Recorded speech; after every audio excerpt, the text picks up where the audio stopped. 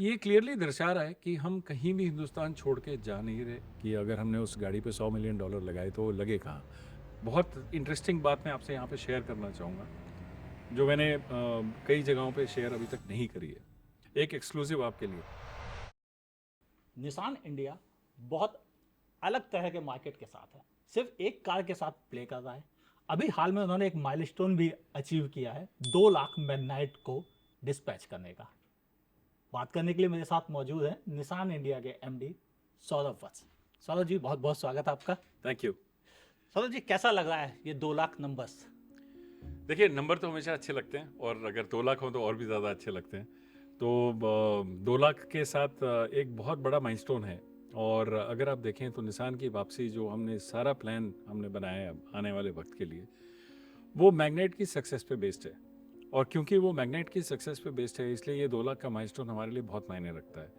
ये भी दर्शाता है कि निसान एज अ ब्रांड, जो मैं कई जगह पे कह चुका हूँ, आप लोगों से भी पहले बात कर चुका हूँ, कि ब्रांड की इक्विटी आज शेयर से ज़्यादा है। मतलब आने वाले वक्त में जब नए प्रोडक्ट्स आएंगे तो इस इक्विटी के बेसिस पे शेयर भी राइज करेगा। तो आज हमारे पास एक गाड़ी है मेन स्ट्रीम वॉल्यूम की, लेकिन जैसा कि हम लोगों ने रिसेंटली आप लोगों को सबको शेयर किया है, 2026 में 2 नई गाड़ियाँ आ रही हैं, और 27 की शुरुआत में ही एक और नई गाड़ी आ रही है। तो 3 गाड़ियाँ एक के पीछे एक बहुत जल्दी समय में आ रही हैं। तो 2 लाख का माइलस्टोन बहुत एक सेलिब्रेटरी माइलस्टोन हो जाता है, क्योंकि जो हमने सक्सेस मैग्नेट की इमेजिन करी थी वो प्रूव हो गई। और उसके बेसिस पे जो हमने आगे मॉडल बनाए हैं वो भी बिल्कुल लग रहा है कि इस वक्त कि वो बिल्कुल सही रास्ते पे हमने बनाए थे।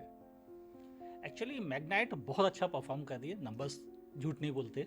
लेकिन ये भी बात सही है कि कभी निसान के पास बहुत बड़ी वाइड रेंज हुआ करती थी, जी 2 ब्रांड हुआ करते थे डेटसन के साथ भी। और लेकिन इस बीच पोर्टफोलियो आपका कम हुआ है। जी। क्या ये ब्रांड के लिए भी कंसर्न है और कस्टमर के लिए भी? मैं इसको दूसरी तरह से देखूंगा। मैं कहूँगा कि निसान ने ज़रूर डैटसन हिंदुस्तान में पेश किया था, गाड़ियाँ भी काफ़ी सारी बनी उसके ऊपर, लेकिन कस्टमर की जो टेस्ट थी, चॉइस थी, प्रेफरेंस थे, वो जो गाड़ियाँ बनी थी उनसे थोड़ा सा वो आगे इवॉल्व हो गए। क्योंकि जब वो इन्वॉल्व हुए तो वो गाड़ियाँ उस काबिल नहीं रहीं कि कस्टमर की प्रेफरेंसेस और टेस्ट को केटर कर सकें। तो एक सही डिसीजन लिया गया कि ठीक है, अगर ऐसा है तो फिर हम निसान पे फोकस करेंगे, और सारा जोर निसान ने वापस से अपने आने वाले पोर्टफोलियो पे लगाया।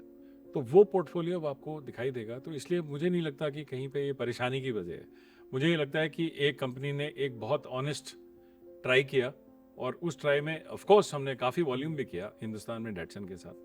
लेकिन आने वाले वक्त के लिए रेगुलेशन चेंज हुए, रिक्वायरमेंट्स चेंज हुए, कस्टमर की प्रेफरेंसेस चेंज हुई, जहाँ पे ये क्लियर हो गया कि अब ये गाड़ियाँ जो हैं वो केटर नहीं कर पाएंगी आने वाली वक्त में कंज्यूमर के रिक्वायरमेंट और रेगुलेशंस दोनों। तो सही यही था कि निसान ने एक कदम पीछे लिया, लेकिन अब आगे 4 कदम आगे बढ़ने के लिए तैयार है।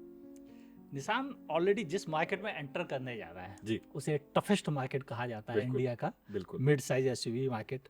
आपको क्या लगता है इस मार्केट के लिए कैसे तैयार हैं, और क्या आपको अब जब वक्त टफ हो गया है तब कैसे एंटर करेंगे?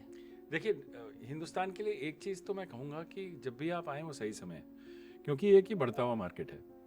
तो ऐसा नहीं है कि स्टैग्नेंट है और उसी में प्लेयर्स बढ़ते जा रहे हैं। ये बढ़ता हुआ मार्केट है। नंबर 2, कस्टमर की जो प्रेफरेंसेस इवॉल्व हुई हैं पिछले 5-8 साल में, तो अगर आप वो देखें तो एक बहुत क्लैरिटी के साथ कस्टमर आगे बढ़ा है। लेकिन उस क्लैरिटी के साथ सरकार ने जो रेगुलेशंस के ऊपर काम किया है, ये 2 चीज़ें हमें एक बहुत बड़ी काबिलियत देते हैं।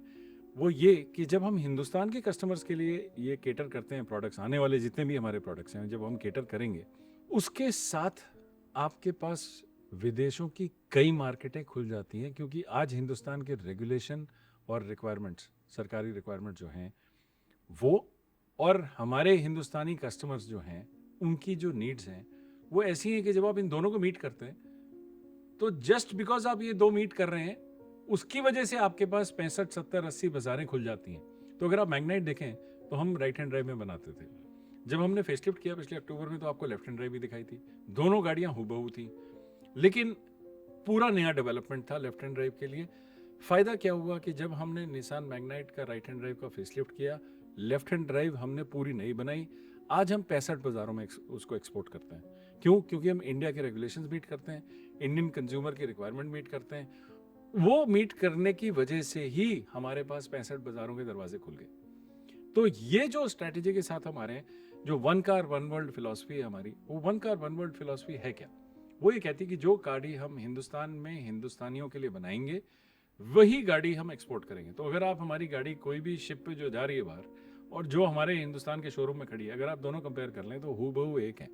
हमने ये नहीं किया कि हिंदुस्तान में गाड़ी में फीचर कम होंगे या वो सस्ती होंगी और बाहर जो जाएंगी वो महंगी होंगी। अगर आप देखें, हिंदुस्तान में हमने जो मैग्नेट लॉन्च करी, विजिया, जो उसका एंट्री लेवल वेरिएंट है, 6 एयरबैग के साथ आई। वो सिर्फ बाहर से दिखता है, लेकिन वो 6 एयरबैग को सपोर्ट करने के लिए जो ब्लैक मेटल है, पीछे का जितना भी इंजीनियरिंग है, वो सारी गाड़ियों की हमारी कॉमन होगी। तो जो हमें इकोनॉमीज ऑफ स्केल वहाँ से मिली, वो बहुत बड़ी थी। तो आज हम जो गाड़ी हिंदुस्तान में बेचते हैं, वही गाड़ी हम आज एक्सपोर्ट करते हैं, और हमें 20 बाजारों से सीधा 65 बाजारों के दरवाजे खुल गए। तो यही फिलॉसफी के साथ हम आगे आने वाले प्रोडक्ट्स को भी लेके आ रहे हैं, और इसीलिए हम बहुत कॉन्फिडेंट हैं कि हम ये कर पाएंगे। इंडियन मार्केट में या मैन्युफैक्चरिंग में आपका 51% शेयर था जी। अभी अभी आपने वो शेयर अपने जॉइंट वेंचर पार्टनर को दिया है। ऐसे हालात में अब आप कॉन्ट्रैक्ट मैन्युफैक्चरिंग पे जाएंगे, क्या मार्केट में कॉम्पीट करना अब आपको ज़्यादा टफ नहीं लगेगा? इस सवाल को मैं कई एंगल से लूंगा, और ये ज़रूरी है सवाल कि इसको समझा जाए। निसान ने अपना 51% शेयर जो था वो अपने अलायंस पार्टनर को बेच दिया। इस ट्रांजैक्शन के पहले निसान के पास जब 51% शेयर था, तो निसान वो सारी गाड़ियाँ RNA-IPL चेन्नई में बनाता था, जो हमारे अलायंस पार्टनर की भी थी और हमारी भी थी। उनकी 3 गाड़ियाँ थी, हमारी एक मॉडल थी, हमारा एक एक्सपोर्ट मॉडल भी था साथ में। दोनों ही पार्टनर्स बखूबी इस पार्टनरशिप को निभा रहे हैं, निभाते आए हैं और निभाते रहेंगे। ये सिर्फ एक शेयर सेल का अरेंजमेंट है, जिससे कि जमीनी हकीकत पर प्लांट में कोई चेंज नहीं होता। निसान की कैपेसिटी, निसान के फ्यूचर प्रोडक्ट पोर्टफोलियो, निसान का फ्यूचर एक्सपोर्ट वॉल्यूम, निसान का फ्यूचर डोमेस्टिक वॉल्यूम, सारा इस अरेंजमेंट में सिक्योर है। तो दोनों अलायंस पार्टनर एक दूसरे के लिए बहुत ज़रूरी है, क्योंकि दोनों जब तक इकट्ठे नहीं होंगे तो उस फैक्ट्री की जो बेस्ट कैपेसिटी यूटिलाइजेशन है वो निकलती नहीं है। तो दोनों पार्टनर्स जब वहाँ पे काम करेंगे तो फैक्ट्री की यूटिलाइजेशन बिल्कुल सही आती है। साथ ही साथ हमारे पोर्टफोलियो जो है आने वाले टाइम में वो स्ट्रांग हो रहे हैं। इस अरेंजमेंट के अंडर हमने सिर्फ अपना शेयर का सेल किया है, लेकिन कैपेसिटी हमारी सिक्योर्ड है, प्रोडक्शन वॉल्यूम हमारे सिक्योर्ड हैं, एक्सपोर्ट वॉल्यूम सिक्योर्ड हैं, फ्यूचर प्रोडक्ट पाइपलाइन सिक्योर्ड है, जो प्लेटफॉर्म हम शेयर कर रहे हैं उन पे एग्रीमेंट सिक्योर्ड हैं। तो हमारे लिए बाजार में तो कुछ बदला ही नहीं। जैसे हम बाजार में आज भी हम दोनों अलायंस पार्टनर compete करते हैं, वैसे ही कल भी करेंगे, लेकिन फैक्ट्री हमारी वही रहेगी। हाँ, उन शेयर्स का मालिकाना हक उनके पास चला गया, बट उससे हमारी जो भी प्रोडक्शन की प्लानिंग है या प्रोडक्ट पोर्टफोलियो इंट्रोडक्शन की डेट्स हैं, किसी पे कोई भी फर्क नहीं पड़ता। अच्छा, जो लोगों के डर है कि आपने जब अपना बड़ा शेयर जी। 51% था जी। उसको आपने ट्रांसफर किया, तो कुछ लोग का सोचना ये है, कुछ का डर ये है कि कहीं ये एग्जिट के लिए इजी एक्सेस तो नहीं बन गया। ये मैं बार बार लोगों को ये कह रहा हूँ कि अगर किसी कंपनी को एग्जिट करने की तैयारी करनी होती तो वो दूसरी तरह से करता। वो ये नहीं कहता कि मैं नए प्रोडक्ट लेके आ रहा हूँ, वो ये नहीं कहता कि अगले आने वाले 26 और 27 के शुरुआत में 3 नई गाड़ियाँ आ रही हैं, और जब अब आप और मैं बात कर रहे हैं उस टाइम पे उनमें से 2 गाड़ियों का प्री प्रोडक्शन ट्रायल इस वक्त लाइन पे चल रहा है। कुछ ही समय में आप वो गाड़ियाँ जिनके वो कैमोफ्लेज आप देखते हैं बाजार में, वो टेस्ट पे भी आपको दिखनी शुरू हो जाएंगी बहुत ही जल्दी। इनफैक्ट अगले महीने हम अपने डीलरों को वो गाड़ियाँ दिखाने जा रहे हैं, और वो गाड़ियाँ लाइन से उतरी हुई होंगी। वो ऐसा नहीं है कि वो 1:15, 1:10, 1:5 स्केल्स हैं, वो एक्चुअल लाइन से उतरी हुई गाड़ियाँ होंगी। तो ये क्लियरली दर्शा रहा है कि हम कहीं भी हिंदुस्तान छोड़ के जा नहीं रहे, हम हैं और रहेंगे। एक बहुत इंटरेस्टिंग बात मैं आपसे यहाँ पे शेयर करना चाहूँगा, जो मैंने कई जगहों पे शेयर अभी तक नहीं करी है। वो ये कि निसान 1965 में निसान ने भारत सरकार को, हमारी डिफेंस मिनिस्ट्री को लाइसेंस दिया था कि पेट्रोल P610 जो थी उसको हमारी जबलपुर व्हीकल फैक्ट्री में, ऑर्डिनेंस फैक्ट्री में जोंगा के तौर पे बनाया जाए।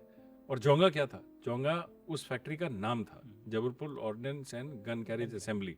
तो वो जोंगा जो था वो उस फैक्ट्री का नाम था और उस गाड़ी पे आ गया। तो हिंदुस्तान में 1965 में वो लाइसेंस दिया गया, 1969 में गाड़ियाँ बननी शुरू हुई और 1999 तक जोंगा बनी। 1995 में उसको कस्टमर्स के लिए भी दिया गया, इंडिविजुअल कस्टमर्स के लिए भी दिया गया। और साथ ही साथ निसान ने 1 टन का ट्रक भी हिंदुस्तान में 1960 के दशक में निकाला था। तो 1 टन का ट्रक, जोंगा, हम एक ऐसी विदेशी कंपनी थे, जब यहाँ से लोग जा रहे थे तो हम हिंदुस्तान आए, और तब से हमने भारत सरकार के साथ, डिफेंस मिनिस्ट्री के साथ, आर्म्ड फोर्सेस के लिए ये गाड़ियाँ हमने हिंदुस्तान लेके आए और बखूबी चली। और आज भी लोग उनके बहुत प्रेमी दीवाने हैं। और निसान एक प्लेटफॉर्म देने जा रहा है जहाँ पे कि जितनी भी निसान ने गाड़ियाँ आज तक हिंदुस्तान में लेके आए हैं, उनके चाहने वाले बहुत हैं। जैसे मैं कहता हूँ कि ब्रांड की इक्विटी है, वो इक्विटी इसीलिए है क्योंकि अलग अलग गाड़ियों के दीवाने हैं। और निसान एक प्लेटफॉर्म ऐसा लेके आने वाला है जहाँ पे कि ये सारे एक जगह इकट्ठे हो सकते हैं, उनकी आवाज़ भी होगी और वो खुद भी होंगे। और ये हमारे को पिछले 6 दशकों से जोड़ देगा, और ये एक बहुत बड़ा प्लेटफॉर्म है जो हम लेके आने वाले हैं। और इसीलिए मैं कहता हूँ कि निसान एक ऐसी कंपनी है जो आज नहीं, ऐसा नहीं है कि आज आई और फिर वो उसने बोला कि ये प्लांट का शेयर स्टेल हो रहा है या कुछ ऐसा। हमने इस कंट्री में आज तक अलायंस ने $1.8 बिलियन इन्वेस्ट करे हैं। जो ये 3 नई गाड़ियां आ रही हैं, इन पे 700 मिलियन यूरोस इन्वेस्ट होने जा रहे हैं। FY 26-27 में हम 1 लाख डोमेस्टिक और 1 लाख एक्सपोर्ट करेंगे। पिछले साल हमने दोनों मिला के 1 लाख किया। आने वाले साल में FY 26-27 में हम डोमेस्टिक 1 लाख और एक्सपोर्ट 1 लाख करेंगे। तो तैयारी पूरी है। ऐसा नहीं है कि जो हम आपको बोल रहे हैं वो हमारी ख्वाहिश है। आज वो हमारे पास दिख रहा है, प्रोडक्ट्स है लाइन पे, और आने वाले वक्त में मैं बहुत खुशी से आपको खुद वो प्रोडक्ट्स दिखाऊंगा। मैग्नाइट की भी एक एज है, और जब मैग्नाइट लॉन्च हुई थी उस समय उसका लुक लोगों ने बहुत पसंद किया, और जी। इसी वजह से आज वो इतनी सक्सेसफुल रही है। लेकिन समय बदल रहा है, कुछ और चेंज हम एक्सपेक्ट कर सकते हैं? देखिए, बिल्कुल सही आपने कहा। गाड़ी एक हमेशा अपनी पूरी लाइफ साइकिल में उसमें एवोल्यूशन होता है। तो हमने कई सारी चीज़ें करी, और पिछले साल आपने देखा होगा हमने 3 स्पेशल एडिशन निकाले उस पर। कूरो स्पेशल एडिशन निकाला, गीज़ा स्पेशल एडिशन निकाला, और हमने उसमें अक्टूबर में पूरी गाड़ी फेसलिफ्ट भी करी। फेसलिफ्ट के साथ साथ ये समझना ज़रूरी है कि अगर हमने उस गाड़ी पे $100 मिलियन लगाए तो वो लगे कहाँ। तो अगर आप देखें तो हमने पूरा एक नया left hand drive platform create कर दिया। राइट हैंड ड्राइव से लेफ्ट हैंड ड्राइव करना सिर्फ स्टीयरिंग इधर से निकाल के इधर लगाने वाली बात नहीं थी। वो पूरा एक नया प्लेटफॉर्म क्रिएट किया, उसको 65 कंट्रीज़ में हमने होमोलोगेट किया, और आज हम वो 65 कंट्रीज़ में वो गाड़ी दे पा रहे हैं हिंदुस्तान के अलावा। तो आप ये देखें तो मैग्नाइट में काफ़ी चेंज हुए, बदलाव हुए। जब उसमें हम 6 एयरबैग लेके आए तो करीब करीब हमने उस गाड़ी में 67% हाई स्ट्रेंथ स्टील डाल दिया, जो कि पहले वाली गाड़ी से बिल्कुल अलग हो गया। उसमें 2 एयरबैग होते थे, इसमें अब 6 लग गए, और एंट्री लेवल से लग गए। बहुत सारे और भी हमने उसमें बदलाव करे। सारी हेडलाइट्स, टेल लाइट, सब उसमें LED के ऑप्शंस आ गए। हमने उसके एयर कंडीशनिंग सिस्टम्स को इम्प्रूव किया, हमने उसकी सीटिंग क्वालिटी को इम्प्रूव किया, परसेप्टेबल क्वालिटी को इम्प्रूव किया। आने वाले वक्त में, जैसे कि किसी भी गाड़ी की लाइफ साइकिल में बदलाव होते हैं, आने वाले वक्त में भी होंगे। एक एक्सक्लूसिव आपके लिए, जुलाई अगस्त टाइम फ्रेम में हम एक नया स्पेशल एडिशन लेके आ रहे हैं, और कुछ रंगों में भी बदलाव कर रहे हैं। तो ये चीज़ें अभी तक बाज़ार में पता नहीं है, लेकिन मैं आपके साथ ये तो मैं शेयर कर ही सकता हूँ कि आने वाले टाइम में हम मैग्नेट पे और बदलाव देखेंगे, और जैसे जैसे गाड़ी आगे बढ़ेगी तो उसमें बदलाव दिखेंगे। और आने वाले वक्त में एक पॉइंट ऐसा आएगा जब हम उसको देखेंगे गाड़ी को कि इसको आगे कैसे रिफ्रेश करना है। एक और चीज़ है कि निसान ग्लोबली अपनी टेक्नोलॉजी के लिए जाना जाता है। ई पावर जैसी उसके पास सेटअप मौजूद है, ईवीज भी हैं उनके पास, और अभी हाल में आपने वर्ल्ड वाइड अपनी माइका 6 जनरेशन को भी दिया है। क्या इंडिया के लिए इनमें से कोई कतार में नहीं है? मैं ये नहीं कहूँगा कि इंडिया में कोई कतार नहीं है, मैं टेक्नोलॉजी पे बात करूँगा। अगर आप कहें तो आप बिल्कुल सही कह रहे हैं कि 1940 के दशक में जब जापान में तेल की कमी हुई, तो उस टाइम पे हमने दुनिया की पहली EV बनाई, उसका नाम था तामा। उसके बाद हम पहली कमर्शियल EV लेके आए जो कमर्शियली अवेलेबल थी, वो लीफ थी। और निसान हमेशा पायनियर रहा है टेक्नोलॉजी में। बिल्कुल सही है आपने कहा। अगर आप 4x4 की टेक्नोलॉजी देखें तो पेट्रोल जो हमारी है वो आज तक उसका कोई सानी नहीं है। और इसी तरह से EV और हाइब्रिड के क्षेत्र में भी हमने काफ़ी, औरों से पहले हमने काफ़ी प्रोग्रेस करी। हिंदुस्तान में अगर आज आप देखें अमित जी, तो आप देखेंगे कि अगर EV अडॉप्शन आप देखें और हाइब्रिड अडॉप्शन देखें, तो अगर टोटल TIV का परसेंटेज लूँ तो 4-4.25% के करीब आज बैठता है। आज 96% अभी भी आइस मॉडल्स हैं या CNG हैं, इस तरह की गाड़ियाँ हैं। जब वो एक निसान वापस से एक हिंदुस्तान में एक बहुत स्ट्रॉन्ग मैं कहूँगा कि पहल कर रहा है, उस वक्त पे हमारा फोकस वो 96% वॉल्यूम पे है। इसका मतलब ये नहीं कि ईवीज और हाइब्रिड्स पे काम नहीं हो रहा। आने वाले वक्त में आपको वो भी बताऊंगा, क्योंकि हमारे यहाँ भी स्टेज 3 काफ़ी आएगा, हमारे यहाँ भी वो रिक्वायरमेंट्स आएंगी। तो हम कह चुके हैं कि हम उस पर काम कर रहे हैं। क्या कर रहे हैं वो वक्त सही आने पे बिल्कुल आपके साथ शेयर करूँगा। लेकिन हाँ, ऐसा नहीं है कि हम बिल्कुल उसको दरकिनार करके चल रहे हैं। हम इस वक्त मेन स्ट्रीम वॉल्यूम पे फोकस कर रहे हैं। ज़रूरी है, हमारे लिए भी ज़रूरी है, हमारी फैक्ट्रीज़ के लिए ज़रूरी है, हमारे ब्रांड के लिए ज़रूरी है कि हम मेन स्ट्रीम वॉल्यूम पे फोकस करें। डीलर्स के लिए ज़रूरी है, कस्टमर्स बहुत इंतज़ार कर रहे हैं। साथ ही साथ इस पे भी काम चल रहा है। आने वाले वक्त में आपको बताऊंगा मैं। इधर मैग्नाइट को लेकर जितना लोग कॉन्फिडेंट हैं, उतना ब्रांड को लेके भी उनको डाउट थे, लेकिन आपने काफ़ी चीज़ें क्लियर की हैं। अब क्या आपको लग रहा है कि इंडियन मार्केट किस दौर में जाएगा और आप कितना मार्केट शेयर अगले 2-3 सालों में उम्मीद रखते हैं? जैसे आपने कहा अमित जी, ऐसे ही है कि बहुत सारी स्पेकुलेटरी न्यूज़ थी। कुछ क्योंकि आरएनए आईपीएल वाली डील लोगों को समझ में नहीं आई, तो उन्होंने अपना स्पेकुलेशन टेबल पर रखा। ठीक है, वाजिब है, जिसको जो उस समय समझ में आया उस डील से उसने वो किया। लेकिन मैं इसीलिए सबके सामने, मीडिया के सामने आया और मैंने सबको ये बताया कि निसान कहीं भी नहीं जा रहा। क्यों? क्योंकि देखिए, एक ऐसी अफवाह से होता क्या है, आपके जितने भी पार्टनर्स हैं, आपके जितने भी डीलर्स हैं, आपके जितने भी वेंडर्स हैं, आपके जितने भी सप्लायर्स हैं, आपके जितने भी एम्प्लॉयज़ हैं, उन सब पे असर पड़ता है, उनकी फैमिलीज़ पे असर पड़ता है। और निसान तो कहीं जा नहीं रहा। तो इसलिए ज़रूरी है और ज़रूरी था कि मैं सामने आऊँ और सबको ये बताऊँ कि हम कहीं नहीं जा रहे, और वो हमने किया। आने वाले वक्त में ऑफ कोर्स नए पोर्टफोलियो आ रहे हैं, तो हम उसकी तरफ अग्रसर होंगे ही होंगे। तो ये तो बिल्कुल क्लियर है कि निसान है और रहेगा, और नई गाड़ियाँ आ रही हैं और बहुत दूर नहीं है। मैग्नाइट, जैसे आपको मैंने बताया, वो हमारी सक्सेस का बेस है, और उसी से हमने वापस पूरी स्ट्रैटेजी हिंदुस्तान के लिए तैयार करी है।